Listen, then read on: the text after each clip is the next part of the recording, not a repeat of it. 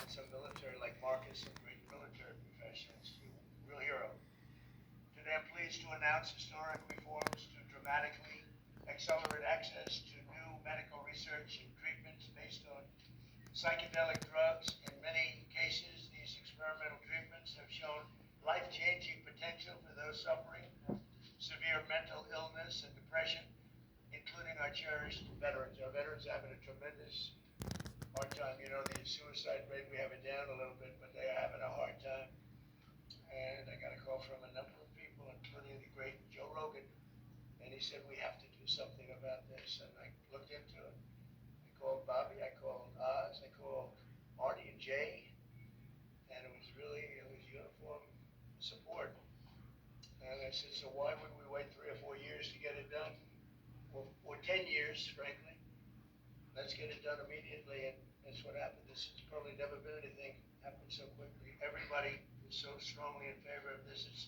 It's for a lot of people, but it's for our military in particular. The suicide epidemic among veterans is a national tragedy. Since 9/11, we've lost over 21 times more veteran lives to suicide than on the battlefield. So we lose, think of that, 21 times more.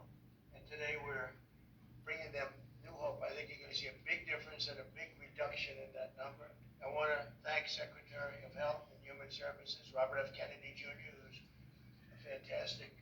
Where are you, Bob? Over here. He always makes it difficult. He's done a great job, too. And people love him. And more importantly, your wife is here someplace, Bobby. She's out there. Where are you? The real boss in the family. It's fantastic. Thank you very much for being here. As well as FDA Commissioner Marty McCary, CMS Administrator Dr. Mehmet Oz, NIH Director Dr. Jay Bhattacharya. See how easy that name is? You know, it used to give me a little trouble. That was a tough name. Congressman Morgan Luttrell, who's a friend of mine and he's a real war hero. It's something that a lot of us will never find out about. Retired U.S. Navy SEAL Marcus Luttrell, two of them. I don't know what's in your blood, fellas. You guys are good mom and dad. Good. Yeah. Good somebody. Good to have you. Joe Rogan, who's a fantastic person. We did a little interview before the election. We had over 300 million people. And I said, oh man, I hope Kamala doesn't do it. And she didn't. She wanted her to do it, but she didn't. Someday Joe's going to explain why. I can tell you why. But along with many other, she didn't want to, with many other veterans. And I just want to thank the people behind me are outstanding. It's an amazing group. The executive order I'm signing, we're actually signing the executive order today, is really a moment that directs the FDA to expedite their review of certain psychedelics already designated as breakthrough therapy drugs are very much being discussed. It's one of the hottest things I think you're talking about, Oz, right? It's nothing. If these turn out to be as good as people are saying, it's going to have a tremendous impact on this country and other countries too. These treatments are currently in the advanced stages of clinical trials to ensure that they're both safe and effective for the American patients. And the nice part is we're actually doing this early, but it has been going on. Research has been going on for quite some time. But usually with things like this, nothing ever happens, no matter how the research. Hurdles improve data sharing among the FDA and the Department of Veterans Affairs and facilitate fast rescheduling of any psychedelic drugs that become FDA approved. I think many of them will go very quickly. And I have to say the most favored nations pricing that we established, that I established, has been knocking the cost of drugs down by 50, 60, 70, 80%. And I also want to thank you and Bobby for the great job you've done. It's incredible.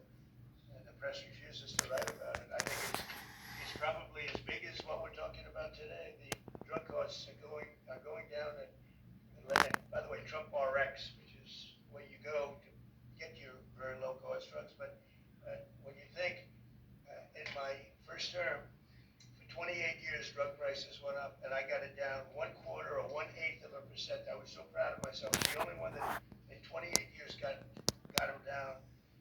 And I had a news conference to explain how great I was. I said, I'm the greatest there ever was. I got it down 1/8%. Okay? I was very proud because it only went up. For 28 years it went up. Now I got it down a little bit. And now I got it down 50%, 60%, 70% with these guys. So now I am.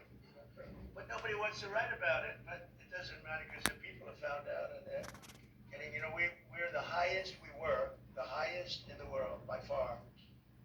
Sometimes would be 10 times higher than other countries. You'd buy a drug, I call it the fat pill or the fat drug.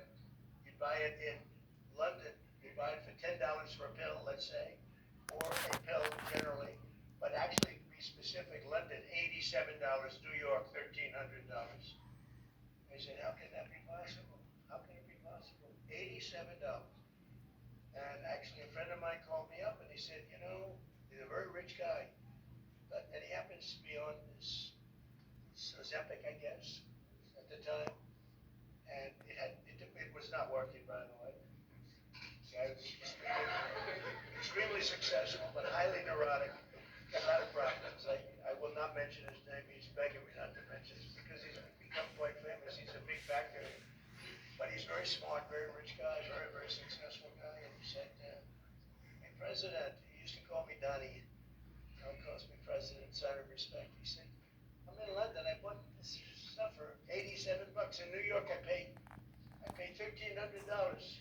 What's going on? I said, well, that's the way it is. We pay the highest prices in the world. And it sort of hit me at how ridiculous it is. Made, by the way, he checked it. He had a whole big research done on it because he couldn't believe it. Made in the same factory, same plant, everything was the same except the price.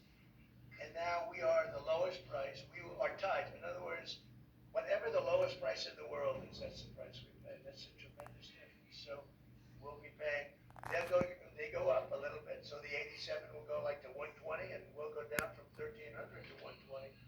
So we'll have these massive price cuts, and they've already started. And I think it's one of the biggest things. But unfortunately, the press doesn't like to talk about it. But because if I were a Democrat, it would be headlines all over the place. But so I do that. That's why I like live television, actually. It's great because you can't do any cutting. But we're so honored by that, and that's going to have a huge impact on this also, because the pricing, not only is it important, but the pricing is going good. And you're going to get the rescheduling done, right, please? Will you get the rescheduling done, please? Joe, they're slow walking me on rescheduling. Okay, you're going to get it done, right? In 2024 study from Stanford University, 30 special operation veterans with traumatic brain injuries underwent, it's called ibogaine treatment. Ibogaine. Remember the name? Is that pronounced relatively properly what you said? Yeah. I don't want to get it wrong. Ibogaine, because it's so important, and experienced an 80 to 90% reduction in symptoms of depression and anxiety within 1 month. Can I have some, please? I'll take some. I'll take whatever it takes. I don't have time to be depressed. You stay busy enough, maybe that works too. That's what I do. In Texas, Republican leaders have already committed $50 million